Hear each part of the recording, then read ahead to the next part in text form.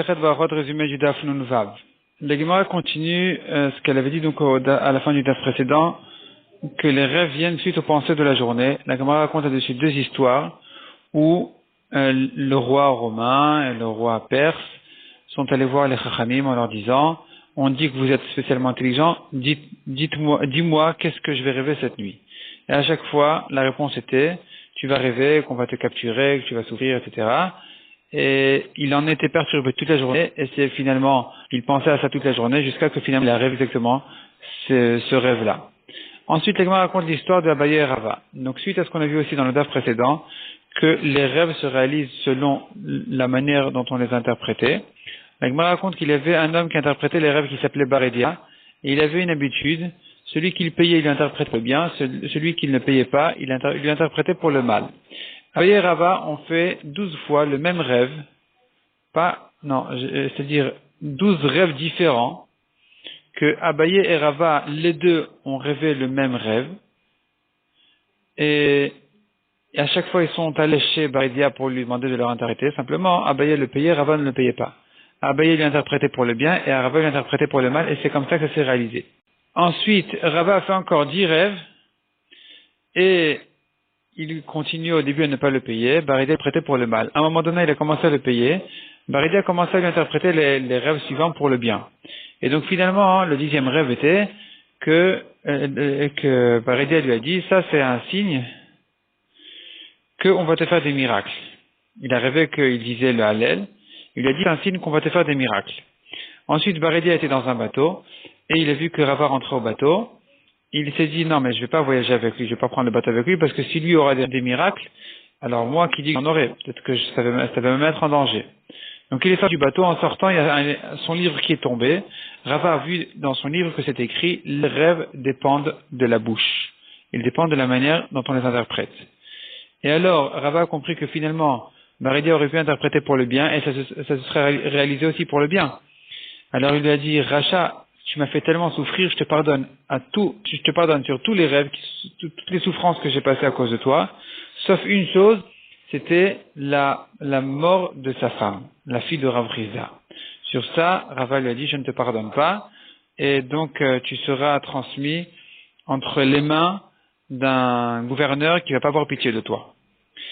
Et la Gemara raconte que ce qui s'est passé finalement, effectivement, il s'est dit: au moins l'exil va me pardonner la faute.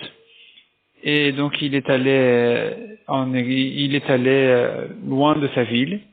Il est arrivé là-bas à côté du gardien des manteaux du roi. Et cet homme-là, comme par hasard, a fait des rêves. Et il lui a demandé à Baredia: dis-moi qu'est-ce que veut dire ce rêve-là. Et Baredia s'est tu. Finalement, il lui a dit: paye-moi. Il ne voulait pas lui payer, donc il s'est tu, il n'a pas répondu. Finalement, à la 3e occasion, déjà, Baredia lui a dit: écoute, ce rêve-là, c'est un signe que tous les manteaux du roi se sont abîmés. Et donc, ils sont venus pendre le gardien, et il leur a dit: c'est pas moi, c'est Baredia qui savait, et qui n'a rien dit. Et là, effectivement, elle me raconte de quelle manière atroce et cruelle ils l'ont tué. Ils ont tué Baredia. Ensuite, Agmara raconte encore beaucoup d'autres rêves. Encore quelques rêves donc du neveu de Rabbi Ishmael. La Gemara raconte de quelle manière Rabbi Ishmael les a tous interprétés pour le bien, alors qu'il semblait être mauvais. Et il interprétait tout ça pour le bien. La Gemara raconte encore 12 rêves d'un tzduki. Un tzduki, c'est quelqu'un qui ne croit pas au Chachamim, ne croit pas à la Torah orale. Et bon, il faisait beaucoup de averot aussi, cet homme-là. Il a raconté ses rêves à Rabbi Ishmael, et Rabbi Ishmael interprète tous ses rêves en rapport avec toute l'averot qu'il avait commise. Et il a avoué qu'effectivement, il avait tout fait. Il a avoué qu'effectivement, toutes les vérotes que Rabbi Ishmael lui disait, il les avait faites en rapport avec ses rêves, qui ne paraissaient pas du tout en rapport avec les vérotes, mais c'est Rabbi Ishmael qui a fait le rapport. Et à l'exception d'une avéra, et en parlant de ça, effectivement, il était contredit par une femme qui est venue témoigner comme quoi, effectivement, il avait fait cette avéra aussi. La Gemara ensuite passe à une longue liste de rêves avec leur signification. Un puits, c'est un signe, celui qui rêve d'un puits, c'est un signe soit de paix, soit de Torah, soit de vie. 3 choses sont signes de paix, le fleuve, les oiseaux et la marmite, à condition qu'il n'y ait pas de viande dans la marmite. La Gemara ensuite fait encore une longue liste de rêves qui pourraient être en rapport avec des bonnes choses, qui sont cités dans les psukim en rapport avec de bonnes choses, et dans d'autres psukim en rapport avec de mauvaises choses. Et donc la Gemara dit, celui qui fait un de ces rêves-là, il ferait bien de se dépêcher à dire le pasouk positif dessus, avant qu'il ne rencontre l'autre pasouk. La Gemara elle rentre donc dans toute cette liste-là, dire à chaque fois quel est le bon pasouk, quel est le mauvais pasouk. Après tout ça, la Gemara explique celui qui a rêvé d'un taureau. Alors, s'il a rêvé qu'il mangeait de sa viande, c'est signe qu'il va s'enrichir. S'il a rêvé qu'il encorne, c'est signe qu'il aura des enfants qui vont encorner en Torah. Si il a mordu, il va souffrir. S'il a donné un coup de patte, c'est signe qu'il aura un long chemin qui va se présenter devant lui. S'il s'est assis, l'homme, sur le taureau, c'est signe qu'il va monter en grandeur. Si c'est le contraire, il va mourir. L'homme va mourir. Un âne, c'est signe de délivrance. Chat, ça dépend dans quelle vie. Ça peut avoir un bon sens, ça peut avoir un mauvais sens. Ça dépend comment est-ce qu'on appelle le chat dans cette vie-là. Les raisins, ça dépend les raisins blancs, les raisins noirs. En général, en principe, c'est bien, sauf les raisins noirs, en dehors de leur saison.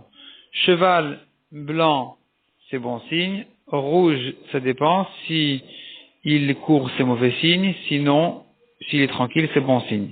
Celui qui rêve de Ishmael, fils d'Avraham, c'est bon signe. C'est signe que Shama, Hachem a entendu cette fille-là. Celui qui est rêvé d'un chameau, c'est aussi bon signe. La Gemara le ramène Tzukim comme quoi, ça prend un sens de quelqu'un qui était délivré de la mort. Celui qui rêve de Pinchas, c'est signe de miracle, parce que Pinchas a eu des miracles. Et celui qui rêve d'un éléphant, le mot pile ressemble aussi à plaot, pilim au pluriel c'est pilé plaot, vraiment un miracle de miracle.